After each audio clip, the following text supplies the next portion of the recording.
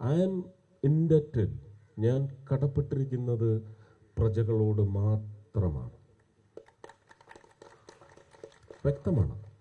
ആ പ്രജകൾക്ക് ഞാൻ ജാതിയുടെയോ മതത്തിൻ്റെയോ വർണ്ണത്തിൻ്റെയോ ഗന്ധത്തിൻ്റെയോ അതിർവരമ്പുകൾ ഞാൻ സൃഷ്ടിച്ചിട്ടില്ല. പക്ഷേ ഞാൻ സൃഷ്ടിച്ചു എന്ന നിർബന്ധപൂർവം ദുഷ്ടലാക്കോടെ അത് അവതരിപ്പിക്കുന്നവന്മാർ നാശത്തിലേക്ക്, അത്ര എനിക്ക് പറയാൻ പറ്റും. ഞാൻ ദൈവത്തിനോട് ചേർന്ന് നിൽക്കുന്ന ആളാണ്. ഒരു 90% ദൈവത്തിൻ്റെ ഇച്ഛയിൽ ദൈവപക്ഷത്തുള്ള കാര്യങ്ങൾ ചെയ്യണമെന്ന് വിചാരിക്കുന്ന ആളാണ്. മനുഷ്യനാണ്, ചില തെറ്റുകളൊക്കെ പറ്റും, അത് പറ്റുന്നുണ്ട് എനിക്ക്.